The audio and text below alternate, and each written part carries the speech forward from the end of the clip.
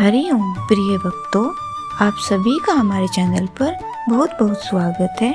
आज हम आपको सुनाएंगे माघ मास कथा का 11वां अध्याय। उससे पहले आइए जानते हैं आज का पंचांग। आज माघ मास कृष्ण पक्ष की एकादशी तिथि है। मकर संक्रांति का पर्व भी है। आप सभी को सट्टिला एकादशी और मकर संक्रांति की बहुत बहुत शुभकामनाएं। सट्टिला एकादशी और मकर संक्रांति की कथाएं आप हमारे चैनल पर सुन सकते हैं।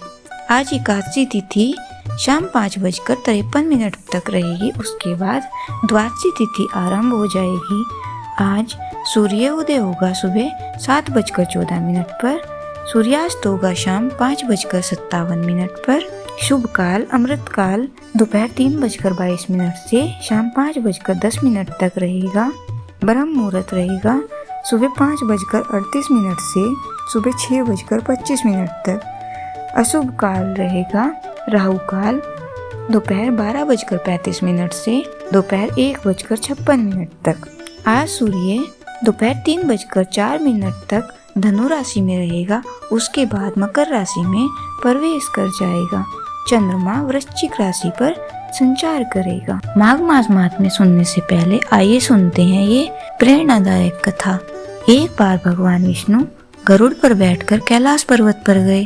द्वार पर गरुड़ को छोड़कर खुद शिव से मिलने अंदर चले गए। तब कैलाश की अपूर्व प्राकृतिक शोभा को देखकर गरुड़ मंत्रमुग्ध थे कि तभी उनकी नजर एक खूबसूरत छोटी सी चिड़िया पर पड़ी। चिड़िया कुछ इतनी सुंदर थी कि गरुड़ के सारे विचार उसकी तरफ आकर्षित होने लगे। उसी समय कैलाश पर यमदेव पधारे और अंदर जाने से पहले उन्होंने उस छोटे से पक्षी को आश्चर्य की दृष्टि से देखा। गरुड़ समझ गए उस चिड़िया का अंत निकट है और यमदेव कैलाश से निकलते ही उसे अपने साथ यमलोक ले जाएंगे। गरुड़ को दया आ गई। इतनी छोटी और सुंदर चिड़िया को मरता हुआ नहीं देख सकते थे। उसे अपने पंजों में दबाया और कैलाश से हजारों कोस दूर एक जंगल में एक चट्टान के ऊपर छोड़ दिया और खुद वापस कैलाश पर आ गए। आखिर जब यम बाहर आए तो गरुड़ ने पूछ ही लिया कि उन्होंने उस चिड़िया को इतनी आश्चर्य भरी नजर से क्यों देखा था। यमदेव बोले, गरुड़, जब मैंने उस चिड़िया को देखा तो मुझे ज्ञात हुआ कि वो चिड़िया कुछ ही पल बाद यहाँ से हजारों कोस दूर एक नाग के द्वारा खा ली जाएगी। मैं सोच रहा था कि वो इतनी जल्दी इतनी दूर कैसे जाएगी, पर अब जब वो यहाँ नहीं है तो निश्चित ही वो मर चुकी होगी। गरुड़ समझ गए मृत्यु टाली नहीं टलती, चाहे कितनी भी चतुराई की जाए। इसलिए श्री कृष्ण कहते हैं, कहता तू वह है जो तू चाहता है, परंतु होता वह है जो मैं चाहता हूँ। कर तू वह है जो मैं चाहता हूँ, फिर होगा वो जो तू चाहेगा। बोलिए श्री कृष्ण भगवान की जय, विष्णु भगवान की जय। आइए अब सुनते हैं माघ मास कथा का 11वां अध्याय। यमदूत कहने लगा कि हे वैश्य, मनुष्य को सदैव शालिग्राम की शिला में तथा व्रज या कीट चक्र में भगवान वासुदेव का पूजन करना चाहिए, क्योंकि सब पापों का नाश करने वाले, सब पुण्य को देने वाले तथा मुक्ति प्रदान करने वाला भगवान विष्णु का इसमें निवास होता है। जो मनुष्य शालिग्राम की शिला या हरि चक्र में पूजन करता है वह अनेक मंत्रों का फल प्राप्त कर लेता है, जो फल देवताओं को निर्गुण ब्रह्म की उपासना में मिलता है। वहीं फल मनुष्य को भगवान शालिग्राम के पूजन से प्राप्त होता है। ये वैश्य, अत्यंत पापी दुराचारी अनाधिकारी भी शालिग्राम का पूजन करने से यमलोक को नहीं देखता। भगवान को लक्ष्मी जी के पास अथवा वैकुंठ में इतना आनंद नहीं आता जितना शालिग्राम की शिला या चक्र में निवास करने में आता है। स्वर्ण कमल युक्त करोड़ों शिवलिंग के पूजन से इतना फल नहीं मिलता है। भक्ति पूर्वक शालिग्राम का पूजन करने से विष्णु लोक में वास करके मनुष्य चक्रवर्ती होता है। काम, क्रोध, लोभ, मोह, अहंकार से युक्त होकर भी मनुष्य शालिग्राम का पूजन करने से वैकुंठ में प्रवेश करता है। जो सदैव शालिग्राम का पूजन करते हैं वह प्रलय काल तक स्वर्ग में वास करते हैं। जो दीक्षा नियम और मंत्रों से चक्र में बलि देता है वह निश्चय करके विष्णु लोक को प्राप्त होता है। जो शालिग्राम के जल से अपने शरीर के अभिषेक करता है वह मानो संपूर्ण तीर्थों में स्नान करता है। गंगा, रेवा, गोदावरी सब का जल शालिग्राम में वास करता है। जो मनुष्य शालिग्राम की शिला के सन्मुख अपने पितरों का श्राद्ध करता है उसके पितर कई कल्प तक स्वर्ग में वास करते हैं। जो लोग नित्य शालिग्राम की शिला का जल पीते हैं उनको हजारों हजारों बार पंचगव्य पीने से लाभ होता है। पंचगव्य पीने से क्या लाभ? जहाँ पर शालिग्राम है वह स्थान तीर्थ स्थान के समान ही है। वहाँ पर किए गए संपूर्ण दान होम करोड़ों गुना फल को प्राप्त होता है। जो एक बूंद भी शालिग्राम का जल पीता है वह माता के स्तनों का दूध पान नहीं करता अर्थात गर्भाशय में नहीं आता। शालिग्राम शिला में जो कीड़े मकोड़े एक कोस के अंतर में मरते हैं वह भी वैकुंठ को प्राप्त होते हैं। जो फल वन में तप करने से प्राप्त होता है वही फल भगवान को सदैव स्मरण करने से प्राप्त होता है। मोहवश अनेक प्रकार के घोर पाप करने वाला मनुष्य भी भगवान को प्रणाम करने से नरक में नहीं जाता। संसार में जितने तीर्थ और पुण्य स्थान हैं भगवान केवल नाम मात्र के कारण से प्राप्त होते हैं। इति श्री पद्म पुराण अंतर्गत 11वां अध्याय समाप्तम। बोलो श्री कृष्ण भगवान की जय, शालिग्राम भगवान की जय। आइए अब सुनते हैं भगवान विष्णु के मत्स्य अवतार की आगे की कथा। वे गंगा नदी के किनारे पहुँचे। सत्यव्रत ने सिर हिलाते हुए मछली के निर्देशों का पालन किया और उसे पवित्र नदी में डाल दिया, लेकिन कुछ ही मिनटों में मछली नदी से बड़ी हो गई। अंत में उन्होंने मछली को समुद्र में ले जाकर कहा, समुद्र तुम्हारे लिए छोटा नहीं होगा, और आत्मविश्वास से मछली को पानी में छोड़ दिया। वे पीछे हट गए। मछली को गोल गोल तैरते देख उनकी आंखों में संतोष झलक रहा था। उनकी संतुष्टि जल्द ही आश्चर्य में बदल गई जब उन्होंने मछली को अपनी आंखों के सामने आकार में बढ़ते हुए देखा। सत्यव्रत ने क्रोधित होकर कहा, तुम कौन हो? मुझे सागर से भी बड़ा जल निकाय कहाँ मिलेगा? मैंने ऐसे चमत्कार कभी नहीं देखे। क्या तुम कोई राक्षस हो? मैं कोई दानव नहीं हूँ, लेकिन तुम ही तो राजा हो, चुने हुए व्यक्ति के सिवा कोई और नहीं। सत्यव्रत को एक दिव्य अनुभूति हुई और वे घुटनों के बल गिर पड़े। हे प्रभु, मेरी प्रार्थना का उत्तर मिल गया। आप सर्वरक्षक भगवान विष्णु हैं।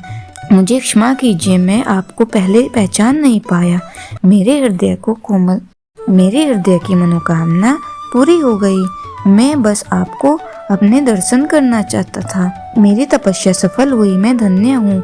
उन्होंने हाथ जोड़कर कहा, आप सचमुच धन्य हैं, क्योंकि आपके सामने एक महत्वपूर्ण कार्य है। क्या आप मेरे प्रति अपनी निष्ठा साबित करने के लिए तैयार हैं?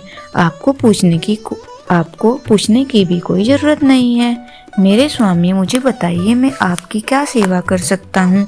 उसने विनम्रता पूर्वक सिर हिलाते हुए कहा, अब समय आ गया है कि तुम जिस संसार को जानते हो उसका अंत हो जाए। 7 दिन बाद संसार नष्ट हो जाएगा। एक भयंकर बाढ़ आने वाली है जो संसार को नष्ट करके एक नए संसार का मार्ग प्रशस्त करेगी। नया संसार केवल वेदों में दिए गए निर्देशों से ही निर्मित हो सकता है, जो इस समय अश्व पर्व के पास है। उसने भगवान ब्रह्मा की नाक के नीचे से ही उन्हें चुरा लिया जब भगवान सो रहे थे। पवित्र ग्रंथों के बिना भगवान ब्रह्मा के लिए नए संसार का निर्माण करना असंभव है। मैं हयग्रीव से वेद वापस लाऊंगा। इस बीच तुम्हें भयंकर बाढ़ के लिए तैयारी करनी होगी। एक बड़ी नाव बनाओ, जितनी बड़ी तुम बना सकते हो। वह विनम्र ऋषि मछली द्वारा आगामी घटनाओं के बारे में बताई गई बातों को भयभीत और भ्रमित होकर देखता रहा। एक नए संसार में सबके लिए एक नई शुरुआत होगी। जीवन का चक्र फिर से नए सिरे से शुरू होगा। तुम नए संसार के पहले पुरुष होंगे मनु। यही तुम्हारा नाम और पहचान होगी। दुनिया का अंत मनु मुझे समझ नहीं आ रहा मेरे प्रभु, किस लिए, नई शुरुआत क्यों, और उससे भी बढ़कर मुझे ही क्यों? आपके अनुशासन और समर्पण ने मुझे प्रभावित किया है। नए विश्व का स्वागत करने के लिए आपसे बेहतर कोई और नहीं हो सकता। हे प्रभु, ऐसा क्यों होना चाहिए? क्या हमें एक नई दुनिया की शुरुआत है? जब सब कुछ इतना अच्छा चल रहा है तो आखिर क्यों? उसने अपना प्रश्न दोहराया। वह सब दुनिया पर इस तरह का अपरिवर्तनीय विनाश करने के लिए प्रभु के इरादों को समझ नहीं पा रहा था, जिसका यह स्वयं का हिस्सा था। सब कुछ ठीक चल रहा है, किसके अनुसार? मानव जाति के कारण ही दुनिया छल और अपराध की चरम सीमा पर पहुंच गई है। इसे सुधारने का एकमात्र तरीका इसे फिर से सर्जित करना है। सत्यव्रत संतुष्ट नहीं हुए और उन्होंने फिर पूछा, हे प्रभु, हम नए सिरे से शुरुआत कर सकते हैं। आपको संसार का अंत करने की क्या आवश्यकता है? हे ब्रह्मांड के स्वामी, मुझे आपके निर्णय पर पूर्ण विश्वास है, लेकिन क्या हम प्रलय से बच नहीं सकते जिसके बारे में आप बात कर रहे हैं? यह सुनकर मछली ने भगवान विष्णु के वास्तविक रूप में रूपांतरित कर लिया। कुछ फीट ऊपर ऐसे खड़े थे मानो अदृश्य हवा में तैर रहे हों। सत्यव्रत ने बड़ी बड़ी आंखों से यह सब देखा। वे हाथ जोड़कर घुटनों के बल बैठ गए और बोले, भगवान की जय हो। भगवान विष्णु ने दयालुता से मुस्कुराते हुए ऋषि के प्रश्न का उत्तर देना शुरू किया। आप तो स्वयं ही अच्छाई की साक्षात मूर्ति हैं, लेकिन क्या आप सभी के लिए बोल सकते हैं?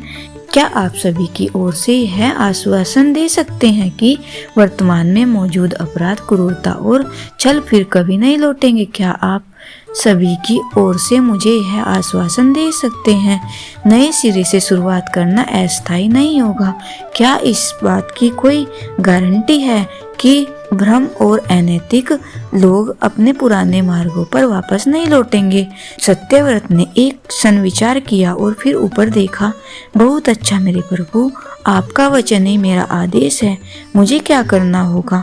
सभी पौधों, बीजों, जानवरों के साथ साथ 7 ऋषियों और उनके परिवारों के 2-2 नमूने नावों पर रखे।